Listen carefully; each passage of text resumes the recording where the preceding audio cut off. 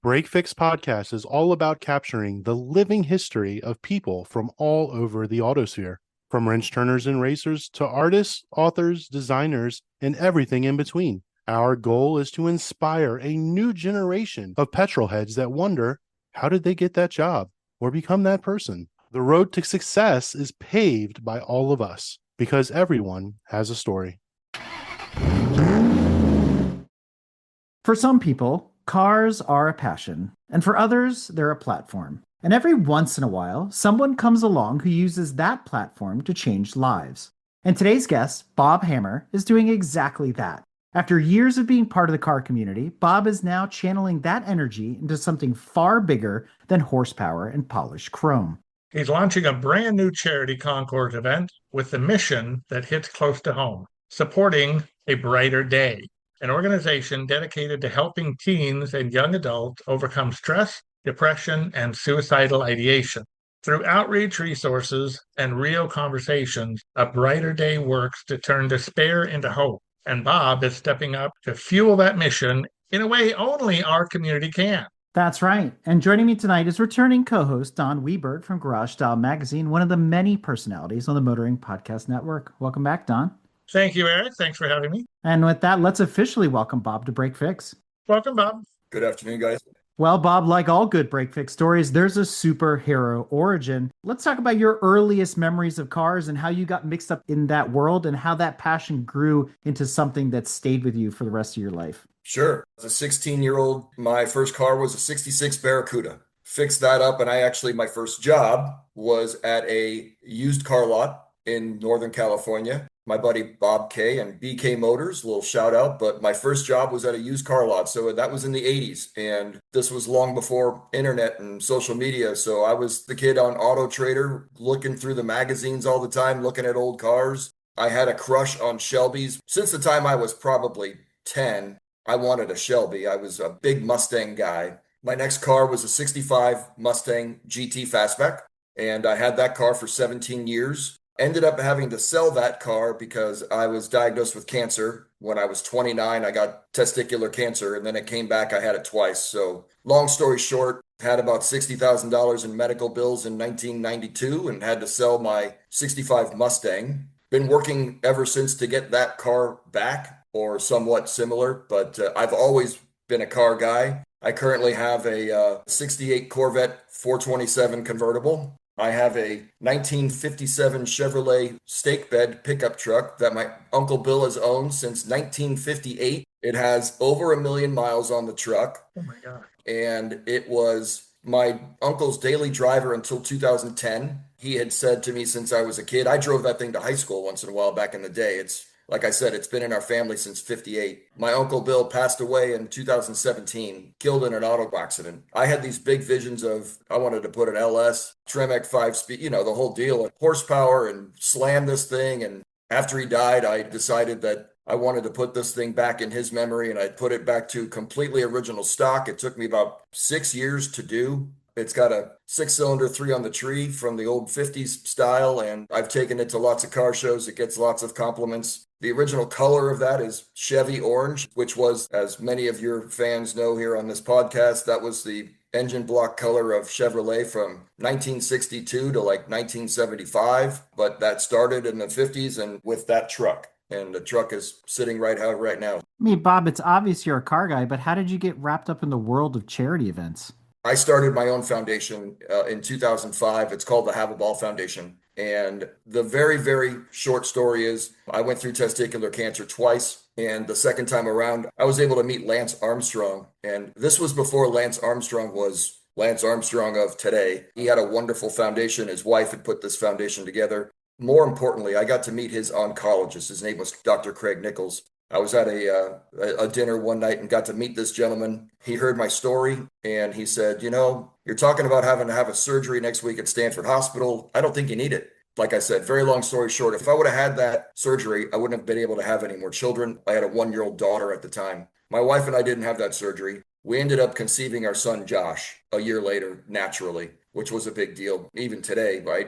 After you have testicular cancer. So I wanted to raise money and I was running the company golf tournament and I ended up, I wanted to raise $2,500 and send a check to the Lance Armstrong Foundation and say, hey guys, thank you for introducing me to this gentleman. I ended up raising $52,000 that first year. That was 2005. It is now 2026. We have been doing this for 22 years, and I have raised $5.4 million for cancer, and I benefit 20 to 24 cancer organizations every year from that. So that turned into me starting to help others with nonprofit foundations and events. It always sounds conceited as hell when I talk about it, and I don't, but I'm really well connected in the town that I live in. Like a normal golf tournament, Eric, is 144 people. Because of my Have a Ball Foundation golf tournament, we have 600. Wow. We've had 600 people play in my event since 2010. So with that, there are a lot of people in this area who know about our event. It's now considered the largest privately held golf tournament in the nation. You know, it's got some legs. It's got some people that follow it, and there's people who know it. So with that, a couple of the mayors approached me 2 years ago, and they said,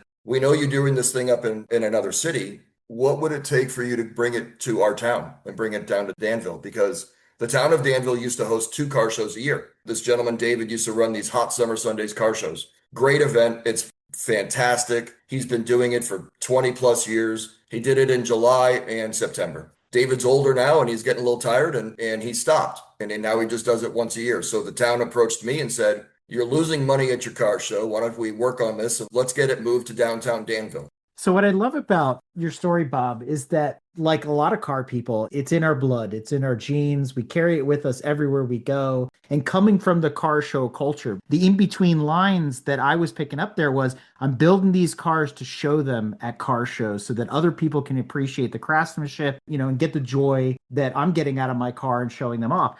What's your connection to A Brighter Day? How did you get involved with that specific charity? And obviously they were already doing a car show, as you said, and you've taken that and you've amplified it with your own personal experiences and car show experience and stuff like that. But what's the connection there? Is there a story behind that? Elliot started his foundation 10 years ago and he tried to do a golf tournament and he had 40 people at it and he raised $3,000 and he had a couple people walk up to him and say, you got to go meet my buddy Bob. He's going to help you. I gave him advice on his golf tournament and I gave him advice on how to raise money through different events type of thing. And we've formed a relationship. And the job that I was at through COVID was coming to an end and I didn't want to work there anymore. Elliot heard this and said, I will hire you tomorrow. So that was about 3 years ago now. And I am the development director for Elliot and came in and created a couple new events. We're doing a crab feed and we got this big benefit concert that we do. And we have a golf tournament and now the car show. Bob, you were talking about Elliot and the fact that you've basically inherited this car show and now in its 4th year. Yes. Is Elliot a car guy too? Does he bring that provenance with him? Because, you know, when you're, like you said, when you're choosing charity events, you know ones that work and ones that don't. Golf tournaments are super successful. I would say car shows probably are successful too if they're operated correctly. And there's other ones that just don't work. So was it Elliot's vision to do a car show or was just, hey, that seems to work for charities? Elliot is not a car guy. He had a board member who started this event. And the board member is he's an extremely busy man. And this was kind of a side thing for him to do. I think that it changed when I came in and as an employee and trying to build something and a car guy on top of it, knowing that I've been going to car shows since 1985, I know all about them and I know what can work and what can't.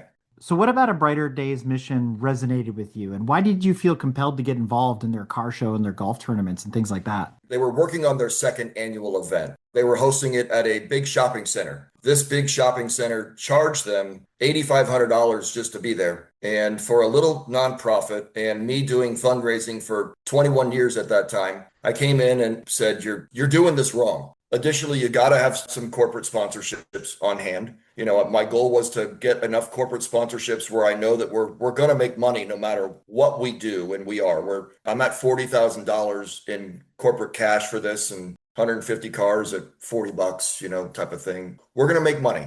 So I want to pull that thread a little bit there, Bob, because we are in the middle of car show season. It's a thing more now than it ever has been in the past. It seems like every other day there's a car show somewhere. Let's just talk in generalities. Let's say out here, out east, we had Katie's Cars and Coffee, which kind of expanded nationwide as well. Their recipe was really simple. Come out, buy some coffee, have a donut, share stories about your cars with your friends. And then it blossomed into something else and it became more successful. From your experience, you talk about the good and the bad of these events. If somebody's looking to put on a car show, and they're like, oh, yeah, I could do this because Bob makes it sound so easy. Or they already have a car show and they're struggling. What are some pointers that you could give these car show organizers to say, look, these are 5 mistakes you shouldn't make starting out or you're making now that you need to correct to make it actually successful? I've learned a lot about city government in the last 2 years, I'll tell you that. Running through the red tape, et cetera. The first year they did it, they lost $17,000 doing a car show.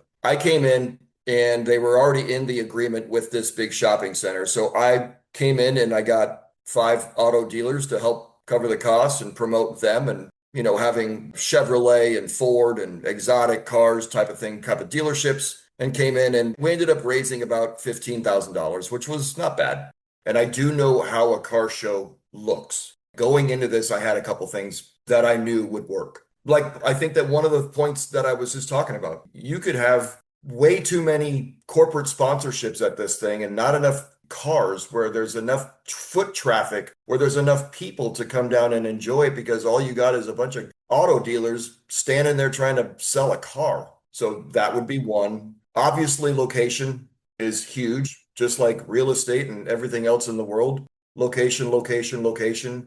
Timing of the event. You don't want to do it in December, right? I mean, you want to do it in car show season. I think it's a lot of the things that you just touched on yourself. I mean, sounds like you could probably run a car show yourself, right? But we can partner together. But you know what I mean? Fair enough. Common sense, though, on a lot of this is usually the way to go. Yeah. And, you don't want to just have, like, a lot of the cars and coffees concepts work. And there's not a band. We're in a parking lot last year and it went fine. I had a guy singing acoustic music really quietly over in the corner. It was fine. It was a great event. I think that you can also overthink a lot of these things. At the end of the day, that's why Katie's Coffee and all these cars and coffee guys, we've got one every Friday here in our little town here in Danville. Little Friday morning at this little shopping center, and guys show up and they go get their bagel and they have a cup of coffee and they meet a new dude each week. Don't overthink it is another really good suggestion. Always remember to turn off the sprinklers, right? There's that too. Yeah. Oh yeah, no, but then the goal is, how do we make this experience good for the customer? How do we make this fun?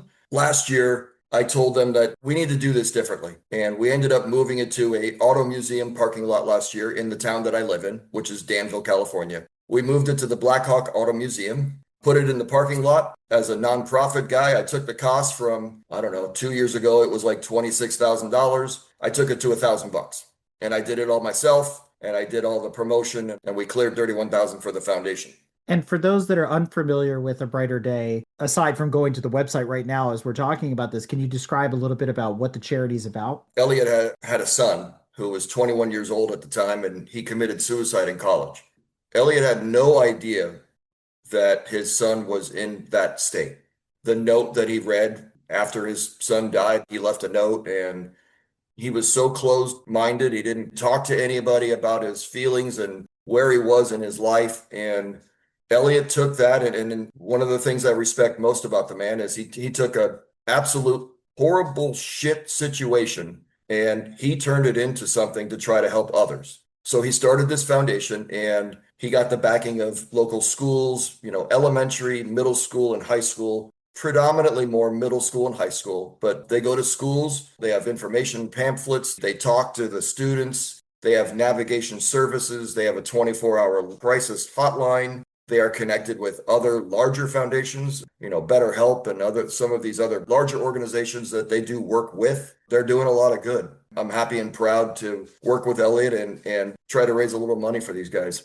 Bob, tell us more about the venue where the Brighter Day Foundation show is held. Yeah, we are now fully running this in our town, Danville, California, and it's the entire street of Harts Avenue, downtown Danville, will be closed for the event. We also have another section of another street that's part of it, and we'd probably be able to fit 250 cars here. And I've been going to all the shops and talking with them, and because I know a bunch of the people, and we've got 10 different restaurants that are doing car show specials that day, all that fun stuff. What else on hand? What can people expect? Is Starbucks on hand? Are vendors on hand? Is there music? Is there a band? Is it, paint the picture for us? Well, I could just say yes and we could call it good. Yes, there's all that. Yes, so it is. It's in downtown Danville, and a lot of people are excited about this because, like I said, this was an event that was running for a long, long time in the summertime in our town. The town of Danville is happy. The chamber is excited. Everybody's excited to have this thing back. It's our first year doing this in this new area, right? So it's kind of a work in progress. So we got to build it as we go. But I think we're expecting about 150 cars, and we're specializing in. I've got a group of people who have exotic cars, Lambos and Ferrari, that type of stuff. But we also have just general classic cars from any genre and a lot of muscle cars. Lots of different types of styles of autos. We have 6 auto dealers coming. We are presented by Diablo Subaru. I mean, I could go down the list. I probably should, but we've got Livermore Porsche, Livermore Audi, Land Rover Livermore, Livermore Honda, Walnut Creek Toyota. We can go on, but we have a lot of sponsors. I could continue to get auto dealers there, right? But we've got a 5-block,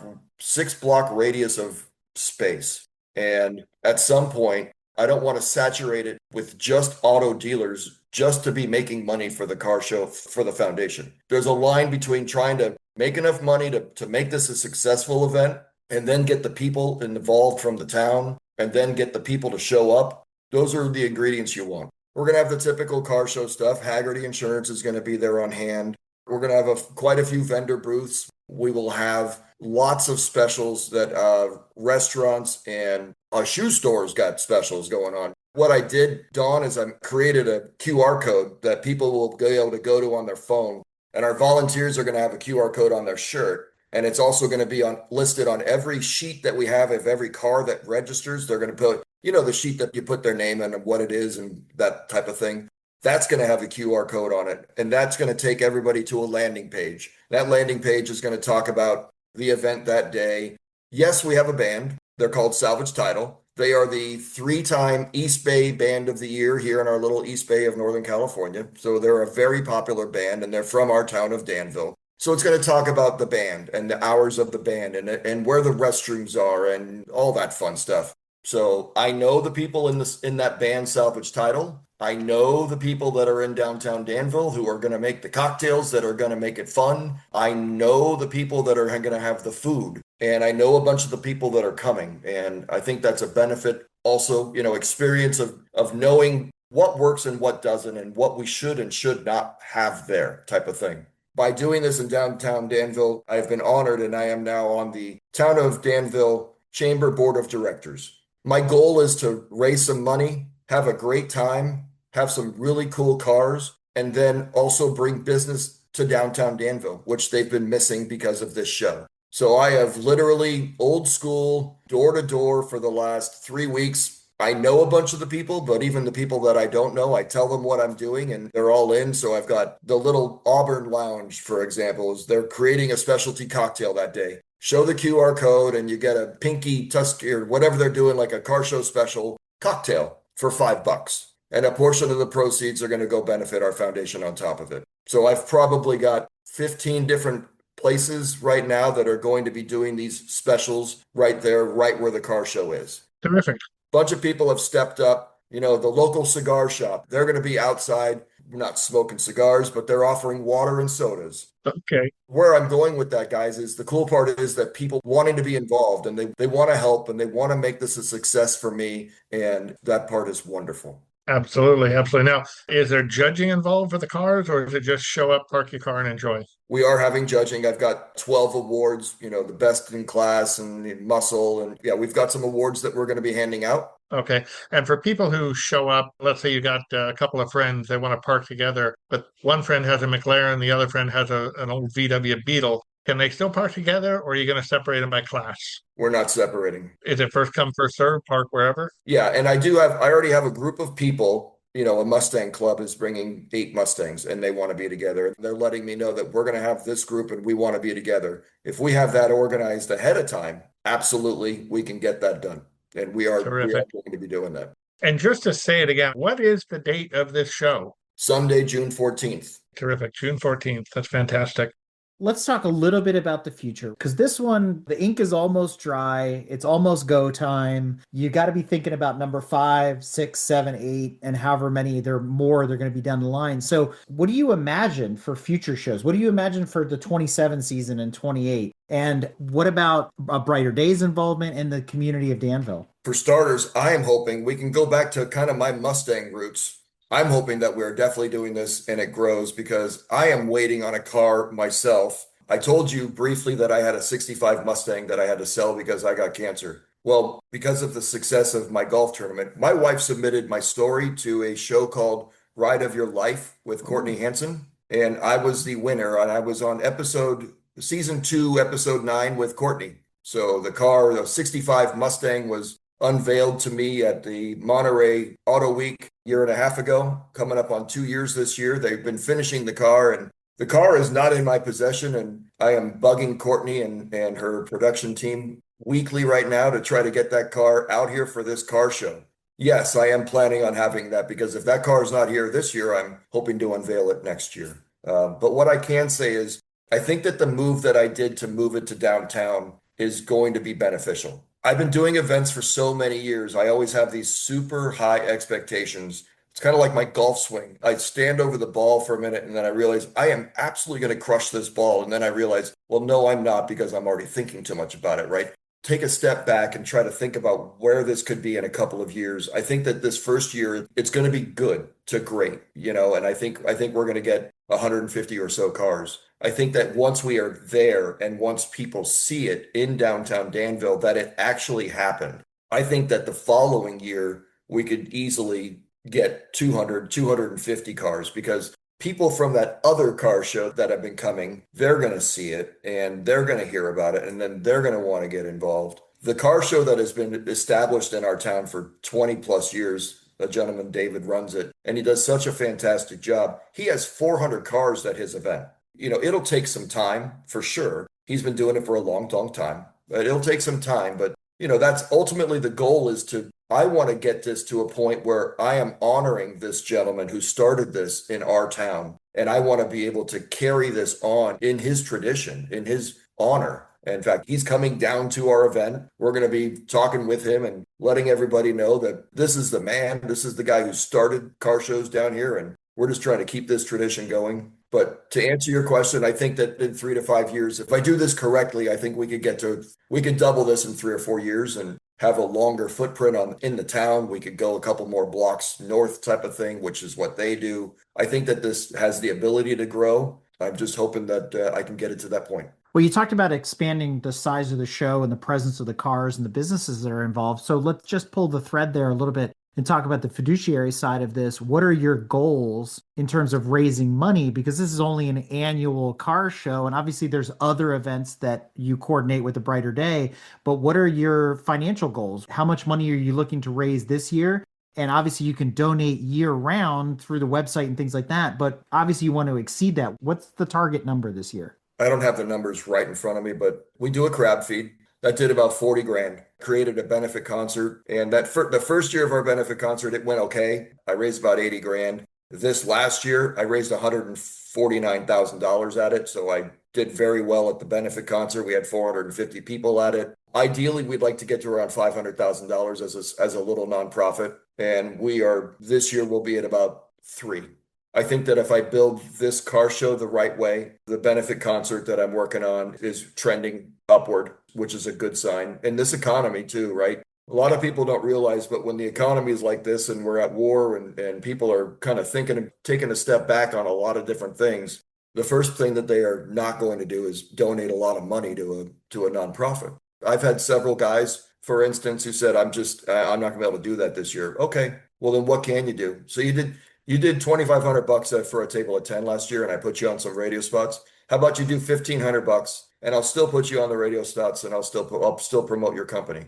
Meaning we're willing to work with you as long as you're willing to work with us. You helped me last year and you gave us good money. This year I'm going to help you and I'm going to give you $1,000 off. You got to be able to work the crowd and you got to be able to adjust and kind of work on the fly as when you're doing nonprofit work like this. And that's the same type of thing with the car show. Last year had a group of guys who they didn't know me, I didn't know them, but they wanted to bring 10 cars and they wanted a special deal on it. They were very adamant that they wanted a special deal. I go, at the end of the day, I go, okay, you just tell me what you want and where you want to park and we'll figure it out. And they did. And now they're back this year and they're all donating larger amounts of money. So it's just how you deal with people and how you work with people. And you got to kind of read the room. Like this year is a little bit different than last year. We're in a different state right now. So the fact that I've got 150 cars coming to basically a brand new event, I'm proud of that. And I'm proud that I was able to get some sponsors involved and get some base corporate cash type of thing.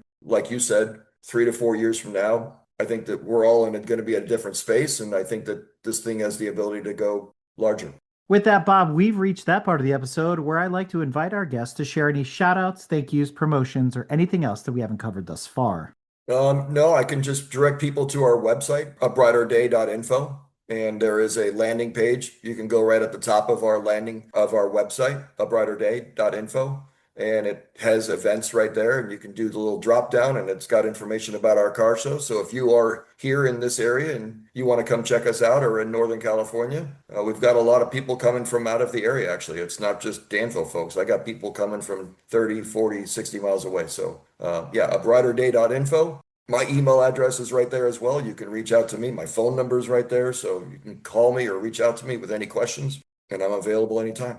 And that wraps up our conversation with Bob Hammer, a car enthusiast with a purpose and the driving force behind a brand new concours event dedicated to supporting A Brighter Day, an organization helping teens and young adults navigate stress, depression, and suicide prevention. It's a powerful reminder that car culture isn't just about machines. It's about community. It's about compassion, and it's about stepping up when it matters. That's right, Don. And if you'd like to learn more about the mission behind A Brighter Day Car Show and Shine, visit abrighterday.info. Or if you need to talk, text BRIGHTER to 741-741. You'll find the resources you need for families, teens, anyone who wants to get involved. And to stay connected with the car show, be sure to click on the events tab when you visit the website for more details. And you can always reach out to Bob at abrighterday.info. And with that, Bob, I can't thank you enough for coming on Break Fix and being part of the wonderful mosaic of folks that have made up the greater autosphere here on our show and sharing your story with us. And this story is really going out to all those folks who love cars or someone who might need a little extra light in their day. Thanks for having me here today. The following episode is brought to us in part by Garage Style Magazine. Since 2007, Garage Style Magazine has been the definitive source for car collectors, continually delivering information about automobilia, petroliana, events, and more. To learn more about the annual publication and its new website, be sure to follow them on social media at Garage Style Magazine or log on to www.garagestylemagazine.com. Because after all, what doesn't belong in your garage? We hope you enjoyed another awesome episode of Break Fix Podcast, brought to you by Grand Touring Motorsports. If you'd like to be a guest on the show or get involved, be sure to follow us on all social media platforms at Grand Touring Motorsports. And if you'd like to learn more about the content of this episode, be sure to check out the follow-on article at gtmotorsports.org. We remain a commercial-free and no annual fees organization through our sponsors, but also through the generous support of our fans, families, and friends through Patreon. For as little as $2.50 a month, you can get access to more behind-the-scenes action, additional pit stop minisodes, and other VIP goodies, as well as keeping our team of creators fed on their strict diet of Fig Newtons, gummy bears, and Monster. So consider signing up for Patreon today at www.patreon.com/GT Motorsports. And remember, without you, none of this would be possible.